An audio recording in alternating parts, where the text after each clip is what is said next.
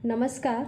मैं भारती रंजन कुमारी दरभंगा बिहार से आज एक बहुत ही संवेदनशील मुद्दे पर चर्चा के लिए उपस्थित हूँ और वो मुद्दा है बलात्कार का ये बढ़ता स्वरूप, जिसमें हम सब लोगों को कुछ सावधानियाँ रखने की ज़रूरत है। हम ये देख रहे हैं कि कितने बलात्कारियों को सज़ा मिल पा रही है। हमेशा जो निर्दोष लड़की है उसके साथ ही बुरा से बुरा व्यवहार होता है, चाहे वो समाज के लोग करें, चाहे वो उसके परिवार के लोग करें, चाहे उसके रिश्ते नाते में हो, चाहे उसके दोस्त हों। हर तरफ से सिर्फ एक लड़की को ही भुगतना पड़ता है। पहले तो कुछ वर्षों पहले तक ये रेशियो था कि एक किशोरावस्था से लेकर एक 20, 25, 30, 15, 16 की लड़कियों के साथ बलात्कार होता था, लेकिन अब वो परिभाषा भी बदल चुका है। लोगों की मानसिकता इतनी गिर चुकी है कि वो अब न बच्चियां देखते हैं, न बूढ़े देखते हैं। उनके लिए सिर्फ उनका हवस इस कदर बढ़ गया है कि एक जन्म लेती हुई दुधमुही बच्ची तक को नहीं छोड़ा जाता, कब्र में पांव रखने वाली महिलाओं तक को भी नहीं छोड़ा जाता। तो हम कैसे किस पर विश्वास करें, किसे अपना समझें? जो बच्चियां गूंगी हैं, बहरी हैं, अपाहिज हैं, जो बोल नहीं सकती हैं, जो किसी से बता नहीं सकती हैं कि किस व्यक्ति ने उसके साथ यौन शोषण किया है, उसका बलात्कार किया है, उस बच्चियों को अपना शिकार बनाया जा रहा है। अगर कोई लड़की सही सलामत है और उसका बलात्कार करते हैं 2, 4, 5, 10 लड़के मिल करके, तो उसकी जुबान काट दी जाती है, उसका आँख फोड़ दिया जाता है, उसका अपना पहचान छुपाने के लिए उसकी हत्या तक कर दी जाती है। रोंगटे खड़े कर देने वाले प्रतिदिन घटना बढ़ती ही जा रही है और हम चाहते हैं कि दोषियों को सज़ा मिले, मगर कैसे? न पुलिस इसमें सावधानी बरत रही है, न पुलिस सतर्क है, न प्रशासन सतर्क है, न सरकार सतर्क है, न हमारा समाज सतर्क है। दूसरी की बेटी के साथ बलात्कार होता रहता है, लोग देखते रहते हैं, कोई कुछ नहीं बोलता। सभी अपना जान बचाना चाहते हैं, सब अपने घर की बेटियों को सुरक्षित रखना चाहते हैं, लेकिन वो ये नहीं समझते हैं कि कल मेरे साथ भी ऐसा हो सकता है। तो हम एक माता पिता, एक भाई, ये 3-4, हमारी कोई बहन है, मेरी कोई बेटी है, तो मेरी ये जिम्मेदारी बनती है कि अगर कोई मेरे सहयोग के लिए आगे नहीं बढ़ता है तो सावधानी हम स्वयं रखें। सबसे पहले तो माता पिता को ये सावधानी रखना है कि अगर उनके घर में बच्ची है, चाहे वो जितनी भी छोटी हो, हमारे घर में कोई ऐसी महिला है जिसका आसपास में भी अगर कोई ऐसी महिला है जिसका दूर दूर तक कोई नहीं है, अगर वो अकेले रह रही है, तो उस पर भी सावधानी पूर्वक नज़र रखने की ज़रूरत है। क्योंकि ऐसे कुछ लोग हो सकते हैं, ऐसे कुछ गिरे मानसिकता के लोग हो सकते हैं जो अकेली महिला हो, अकेली लड़की हो, उसे परेशान करें, उसकी हर तरफ से उसका शोषण करने की सोच रहे हो।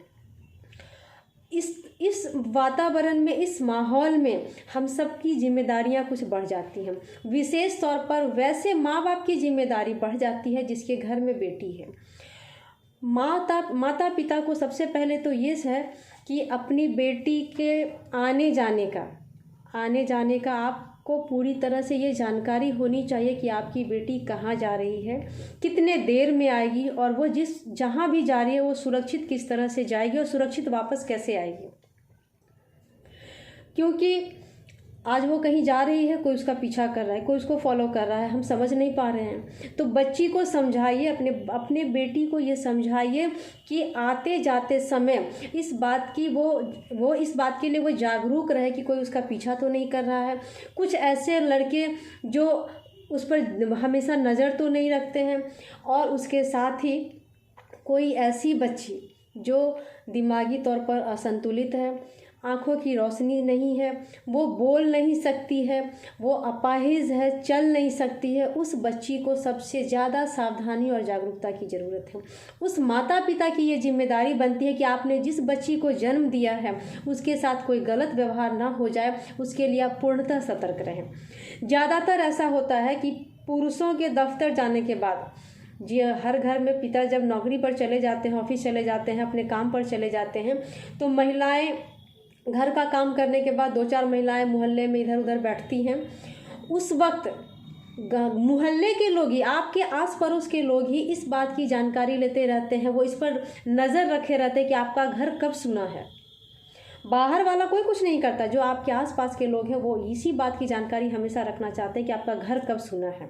आपके घर में कोई लड़की है, कोई बच्ची है जो सही से बोल नहीं सकती है, बहुत छोटी है, कुछ बता नहीं सकती है, तो ऐसे लोगों को, ऐसी बेटियों को माता पिता के ज़्यादा सहयोग की ज़रूरत है। ऐसे बच्चियों की माता पिता को ज़्यादा जागरूक रहने की ज़रूरत है। आपकी सावधानी आपकी बेटी को बचाएगा।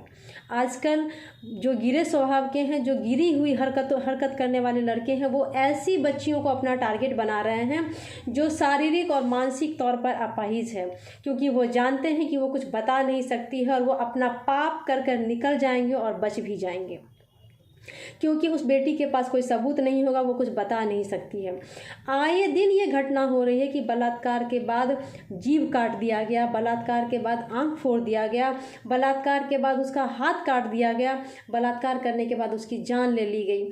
ये घटनाएं हो रही हैं क्यों? सिर्फ अपना पहचान छुपाने के लिए।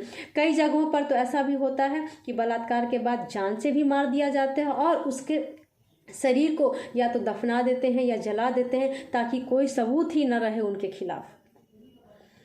हम माता पिता हैं, हमने बच्चे को जन्म दिया है। मेरे घर में कोई मानसिक या शारीरिक तौर पर अस्वस्थ बच्ची है तो उसे अकेले कभी नहीं छोड़ना है। आप उस बच्ची को अकेले छोड़कर कहीं नहीं जाएं, और अगर जब भी जाते हो, अगर कहीं ज़रूरत पड़ने पर आपको जाना भी हो, तो आप अपने घर में एक विश्वसनीय, अपने किसी रिश्तेदार की महिला को रख के जाइए।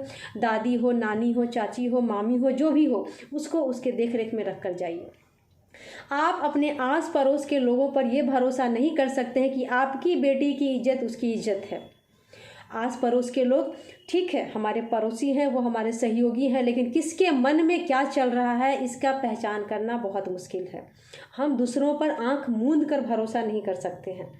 किसी भी परिस्थिति में मेरी बेटी किसी गलत के हाथों न पड़ जाए, उसकी इज्जत दागदार न हो जाए, उसकी जान न चली जाए, उसे दुख तकलीफ़ न भुगतना पड़े, इसके लिए एक माता पिता का कर्तव्य बनता है कि वो जागरूक रहे और सावधान रहे।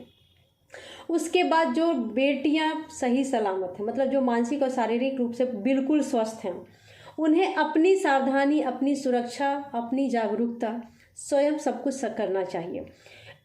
फैशन का दौर है, टेक्नोलॉजी का दौर है। हम फैशन और टेक्नोलॉजी के दौर में इस तरह से नहीं हो सकते हैं कि कोई हमारा पीछा कर रहा है, हमें पता ही नहीं है, कोई हमारे पीछे पड़